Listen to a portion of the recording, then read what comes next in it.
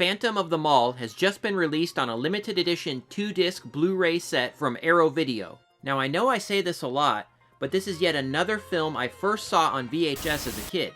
My parents rented it for me from a place called Video Warehouse. You had better be nice to Eric, or he won't be nice to you.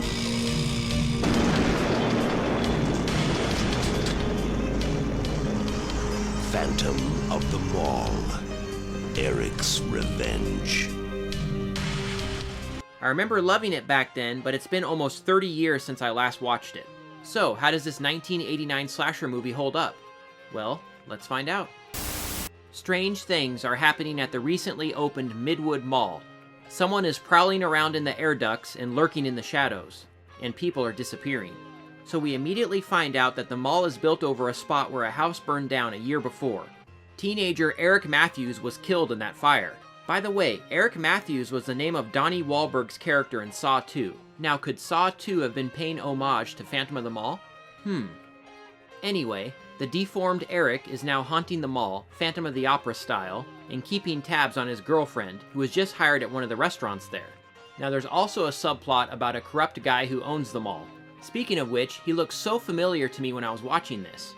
I checked out his list of credits afterwards and discovered that he guest starred on 3 episodes of the 1980s cop show T.J. Hooker, starring William Shatner.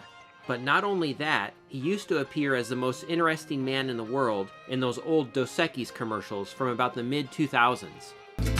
Sharks have a week dedicated to him. He is the most interesting man in the world. I don't always drink beer, but when I do, I prefer Dos Equis. Stay thirsty, my friends. Anyone remember that? Or am I dating myself again? Oh, and look who plays his delinquent son in this movie. None other than Court himself from Friday the 13th Part 6, Jason Lives. There's actually lots of familiar faces here, including Pauly Shore. Not to mention the legendary horror icon Ken Foree. So Eric spends the film murdering those that harass or try to harm his girlfriend and friends. He's also plotting revenge for the fire that scarred him and destroyed his house. Let's just say it wasn't an accident. Phantom of the Mall doesn't take itself too seriously, which adds to the fun and cheesy atmosphere. Eric always tends to be in the right place at the right time. Oh, and did I mention he knows karate?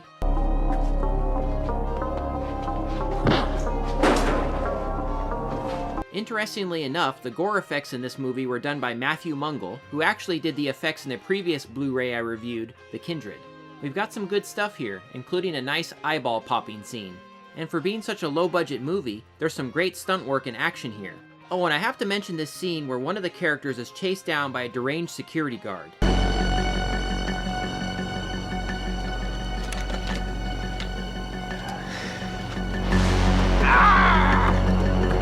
Shit!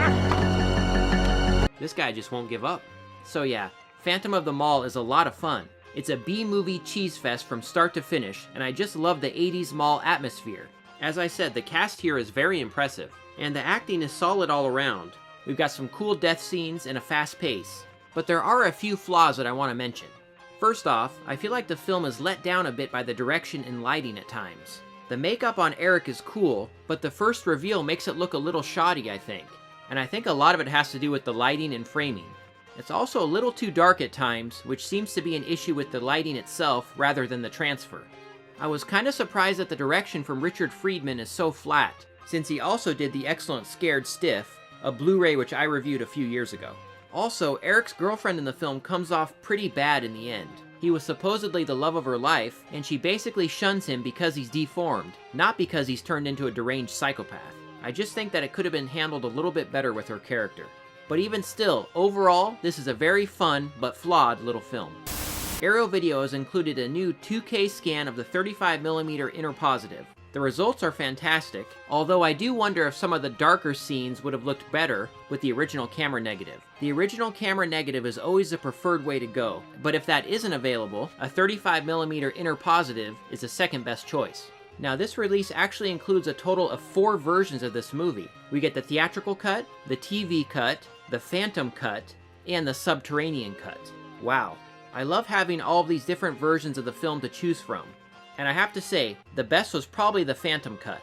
This version takes the deleted character scenes used for the TV version and puts them into the theatrical cut, giving us the most complete version of the film possible. Now, the extra scenes are in standard definition, but Arrow Video did a lot of color correction and restoration on them, and they actually cut into the 2K footage very well. Now, the fourth version included here is actually an Easter egg hidden on the disc. Go ahead and highlight the alternate and deleted scene selection on disc 1 and press to the right. Then it will take you to the secret Subterranean Cut, which is edited a bit differently and has even more alternate scenes. Now, I actually can't take credit for finding this Easter egg. I learned about this from the digitalbits.com website. Check them out, they do some of the best Blu-ray reviews on the internet. Special features include 3 brand new audio commentaries, deleted and alternate scenes, trailers, image galleries, the original screenplay, a 13-minute interview with the lead singer of the band, The Vandals, who actually did a song for the film, and best of all, a 42-minute making-of documentary. We've got interviews with the cast and crew, and they are very honest and open about the finished film. It's a fantastic documentary that goes over the highs and lows of making a low-budget horror film. The jam-packed release comes housed in a thick cardboard slipcase, with beautiful new cover art by Justin Osborne. Also included is a double-sided poster with this new art on one side and the original theatrical art on the other. We've also got 6 lobby cards.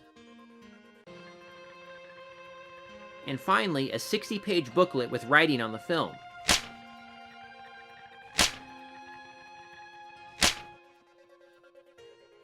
The Blu-ray includes reversible cover art as well. Arrow Video has once again delivered a fantastic package of this forgotten 80s slasher movie.